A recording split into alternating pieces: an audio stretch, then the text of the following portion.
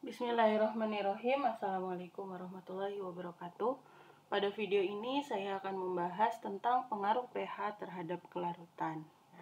Jadi, apakah pH itu bisa mempengaruhi kelarutan? Mari kita bahas satu persatu. Yang pertama, kita bahas tentang kelarutan basa. Ya, seperti telah dibahas sebelumnya bahwa kelarutan dan hasil kali kelarutan ini yang akan membentuk kesetimbangan itu adalah kelarutan dari zat-zat yang sukar larut berupa garam maupun basa yang sukar larut. Nah, kalau kita membahas basa, ternyata kelarutan basa itu bisa dipengaruhi oleh pH larutan, ya. Nah, bagaimana pengaruh pH terhadap kelarutan? Jadi, kelarutan basa itu akan berkurang. Jadi, si basa itu akan semakin sulit larut jika pH-nya diperbesar. Nah, jadi kalau pH diperbesar, kelarutan basa akan turun. Tapi kalau sebaliknya pH diturunkan ya dengan ditambahkan suatu asam, misalnya, maka kelarutan basa ini justru akan bertambah. Jadi akan makin mudah larut. Kalau ditambahin basa lagi atau pH-nya diperbesar, maka kelarutannya justru akan berkurang, makin sukar larut. Nah, untuk lebih memahami hal ini, marilah kita perhatikan satu contoh basa yang sukar larut dalam air, yaitu MgOH 2 kali. Nah, ini contohnya MgOH 2 kali. Tadi sebelumnya sudah sempat dibahas ya tentang si MgOH 2 kali ini. Jika MgOH 2 kali diaduk ke dalam air, maka zat itu akan larut hingga larutan tersebut menjadi jenuh. Ya, kalau sudah jenuh, maka dia sudah tidak bisa larut lagi. Nah, kemudian terbentuk suatu kesetimbangan antara padatan yang belum larut dengan zat ion-ion yang sudah larut dari padatan tersebut, ya. Nah, dari MgOH 2 kali. Jadi MgOH 2 kali ini akan membentuk kesetimbangan dengan ion Mg2+ dan OH-. Nah, jika pH suatu larutan dinaikkan, misalnya dengan menambahkan suatu basa seperti NaOH. Nah, dalam NaOH ini nanti kan akan terurai lagi ya, jadi Na+ dan OH-.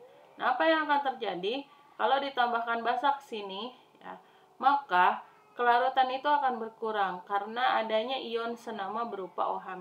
Ini sudah sempat kita bahas sebelumnya. Jadi adanya penambahan OH- ini akan menggeser reaksi kesetimbangan ke ruas kiri. Nah, ke ruas kiri itu ke ruas terbentuknya endapan. Nah, hal ini menyebabkan si zat ini menjadi semakin sukar larut kalau kita tambahin basa. Nah, sebaliknya, ya, tadi kenapa kalau ditambahin basa jadi sukar larut? Karena ada ion senamanya ya, si OH-nya. Nah, sebaliknya, kalau misalnya yang kita tambahin ke dalam larutan ini bukanlah suatu basa, melainkan asam, misalnya HCl, saya tambahin ke situ. HCl kan akan terurai ya, jadi H+ dan Cl-. Apa yang akan terjadi? H+ pada HCl ini ya, nanti dia akan bereaksi dengan si OH-. Nah, karena si OH- bereaksi sama H+, ya, OH- bereaksi dengan H+ yang berasal dari HCl atau dari asam, maka konsentrasi OH-nya di sini akan berkurang. Ya, OH- dia akan berkurang. Nah, apa yang terjadi kalau konsentrasi si OH-nya itu berkurang? Maka kesetimbangan akan bergeser ke ruas kanan. Nah, di ruas kanan itu adalah ruas terbentuknya larutan ya, atau ke arah yang berwujud aqueous.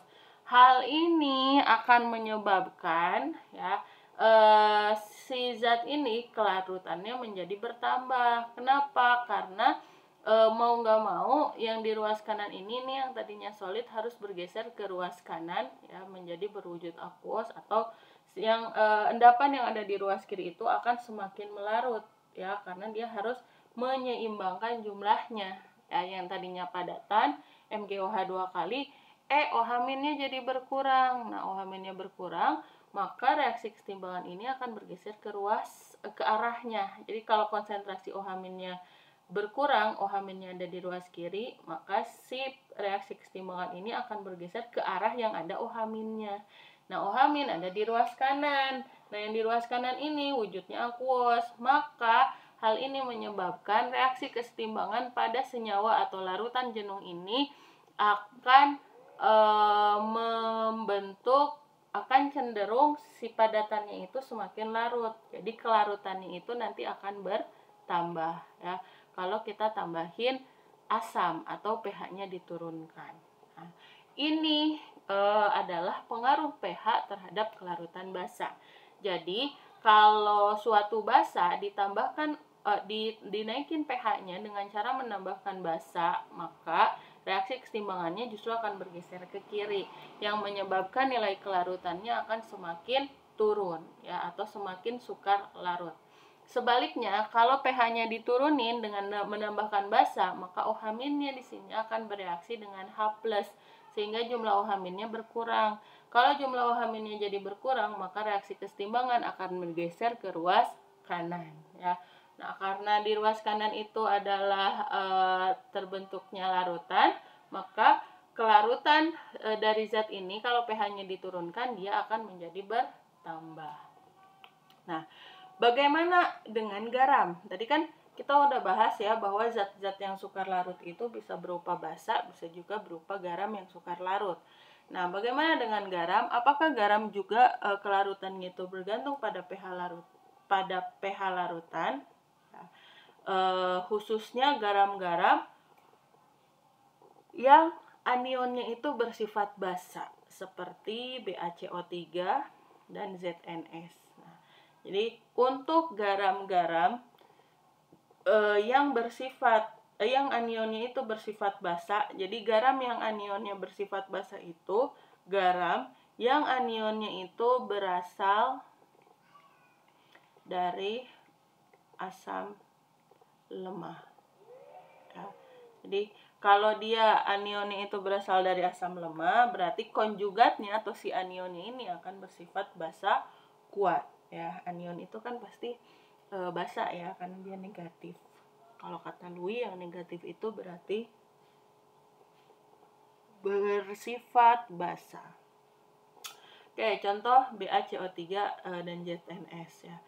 Nah, coba kita lihat larutan jenuh dari BaCO3.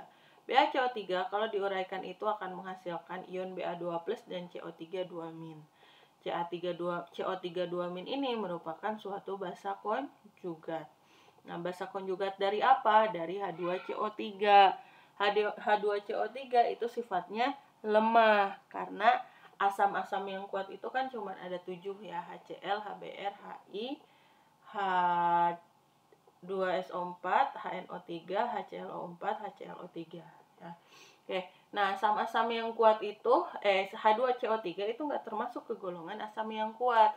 Sehingga ya H2CO3 kalau dia terurai kan menjadi CO3 2-. Nah, basanya si CO3 2- ini merupakan asam konjugat yang bersifat kuat ya. Jadi asamnya itu lemah, nah basa konjugatnya dia bersifat kuat. Nah, ini adalah basa kuat.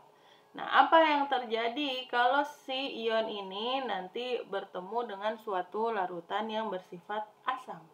Nah, jadi kalau ke dalam larutan ini pH-nya diturunin, kalau pH-nya diturunin berarti kan ditambahin suatu asam.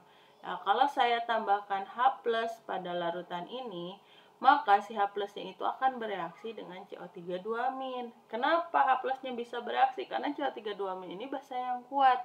Kalau dia basa yang kuat, berarti dia sangat menyukai si H+. Ya. Dia sangat ingat ya prinsip dari Bronsted-Lowry, asam basa teori Bronsted-Lowry. Jadi kalau dia basanya kuat, dia akan semakin mudah untuk menerima H+. Nah, apa yang terjadi jika si CO3 2- ini menerima H+ dengan mudah atau dia bereaksi dengan H+ pada asam? Jadi kalau ditambahin asam atau pH-nya diturunkan, nah, si CO3 2- itu akan bereaksi dengan H+ sehingga jumlah CO3 2- ini akan berkurang. Ya, kenapa berkurang? Karena dipakai bereaksi dengan H+. Lalu apa yang terjadi? Maka reaksi keseimbangannya itu akan bergeser ke arah pembentukan larutan ya, ke arahnya, karena kan dianya berkurang nih si CO3 2- konsentrasinya, sehingga reaksi keseimbangan akan bergeser ke arahnya. Nah, arahnya dia ini adalah arah terbentuknya larutan. Nah, sehingga dengan penambahan asam ini atau kalau pH-nya diturunkan, maka kelarutan dari si garam ini ya akan menjadi bertambah.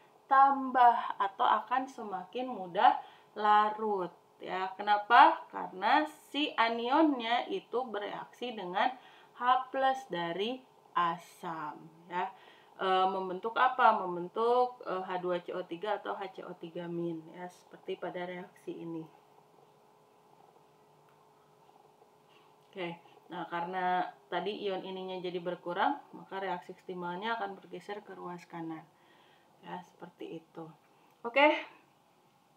Baik, demikian ya penjelasan saya tentang pengaruh pH terhadap kelarutan asam ataupun basa. Mudah-mudahan bisa kalian pahami. Terima kasih. Assalamualaikum warahmatullahi wabarakatuh.